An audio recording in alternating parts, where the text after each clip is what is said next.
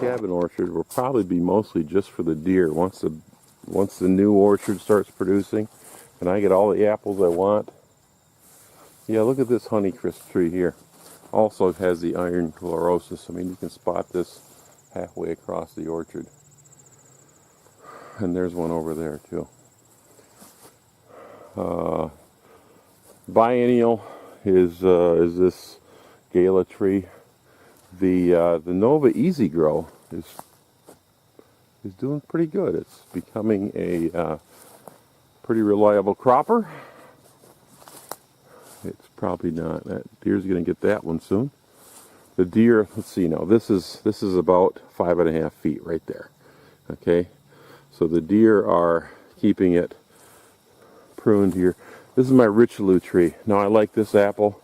It's not a good choice for a deer orchard because it gets ripe early, before season, and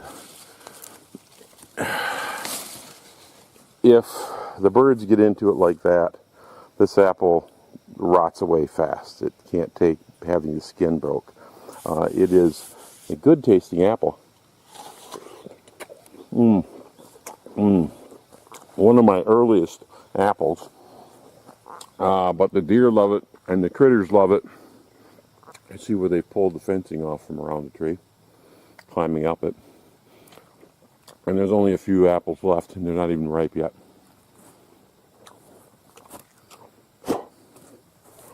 And they pulled the fence. I'm going to have to actually tie or wire those fences up. I don't want any bucks rubbing on the tree. That's what the fence is to protect against. And from voles chewing on the bark in the wintertime.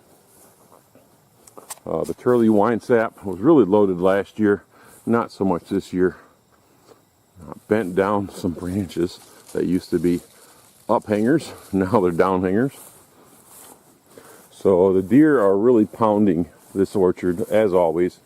I think next year I'm going to fence it in, put a temporary fence around it, and really if I want apples to be left over for deer season, I'm going to have to fence it in and trap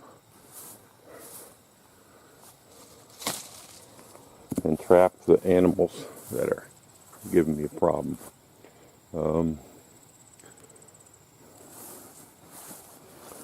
The grass is pretty much all grass now. There's not a whole lot of other forbs in here growing. I could probably spray it and reseed it with something, but that issue has been fixed. Oh, here's the Wolf River tree. Haven't had apples on this in a few years. They tend to be pretty large apples. They don't taste any good. In pie they're supposed to be good, but not as a fresh eating apple. The red court, a redder sport of a Cortland, does not have thick crops like a Cortland. And the McCowan, which was a heavy producer last year, is a lighter producer. Usually the Cortland is not biennial, but out here it gets a little bit of shade, so it kind of goes biennial. Okay, I'm going to put a card in here.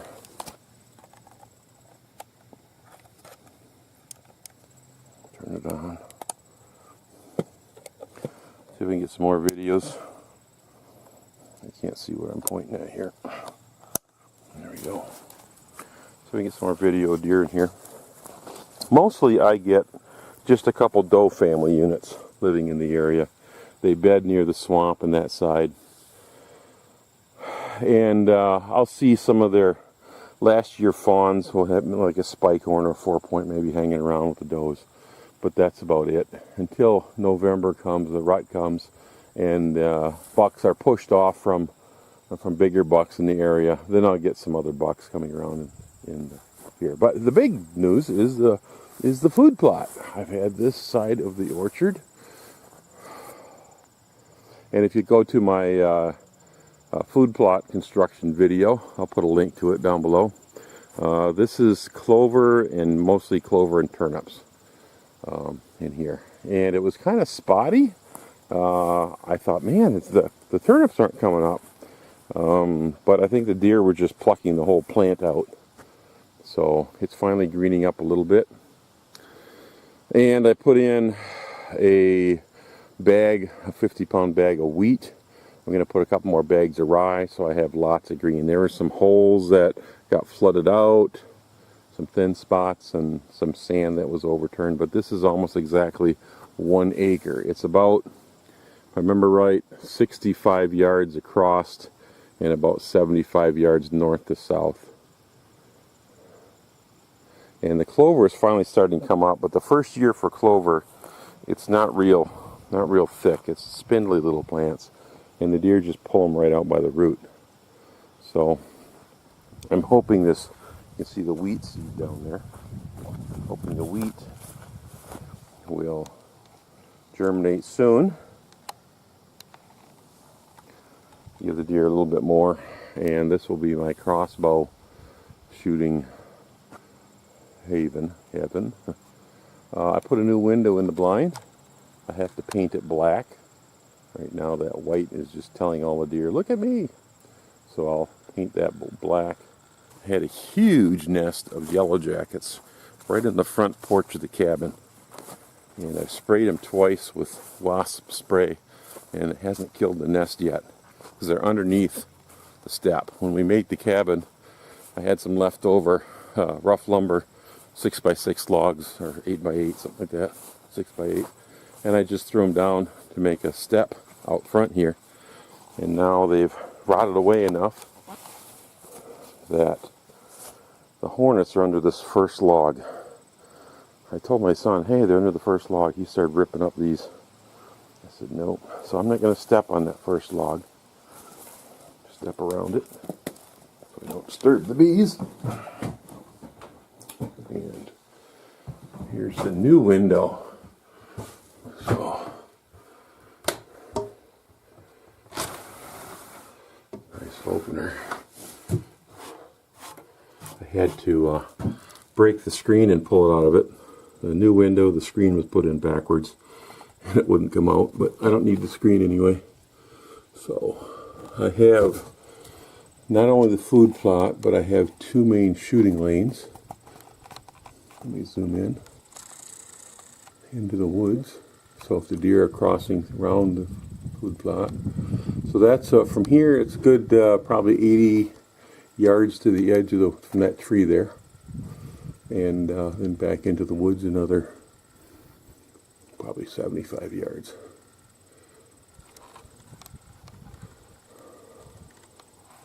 I want to put some markers in the field, like 20, 30, 40 yards. Probably sight into about 40 yards. Whatever my scope will handle on my crossbow. Here's the other one.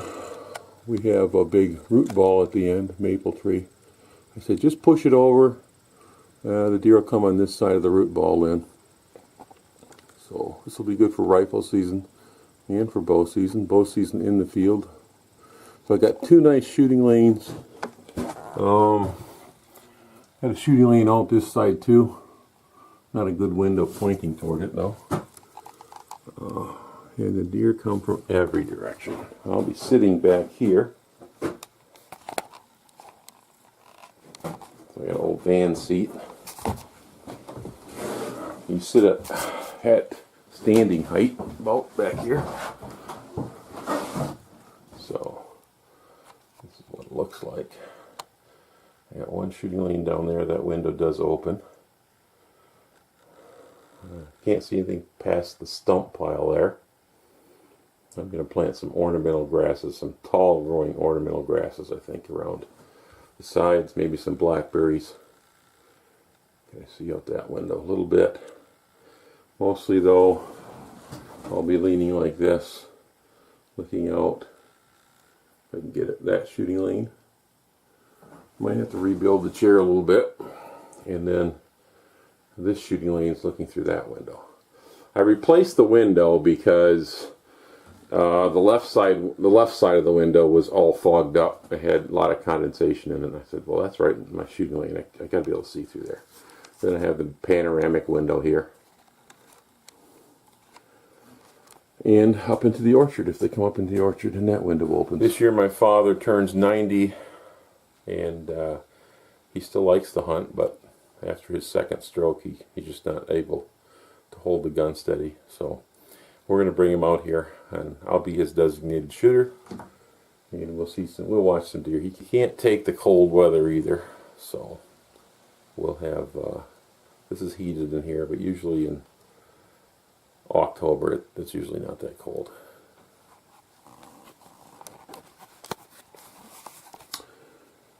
But I do have a heater.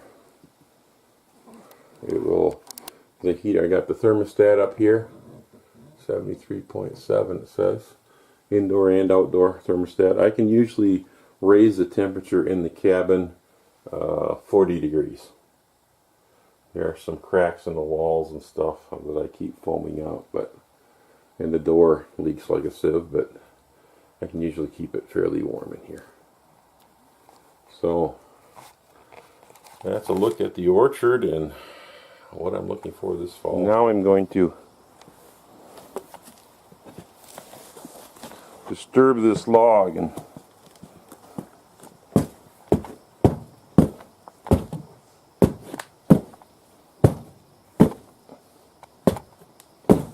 give the bees a hard time. Looks like there's still a few of them in there.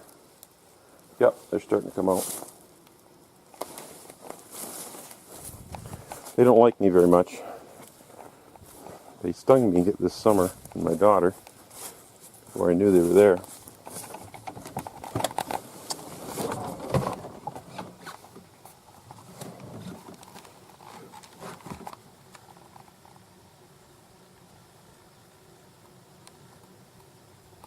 Why isn't that focusing? There it goes. So a lot of them in there. Okay, I'm getting out of here. They're pretty upset. So I've got to tip that log over and then spray them down and finish that. Okay, time to go to the back field. I'm going to turn the camera off because this is a bumpy ride.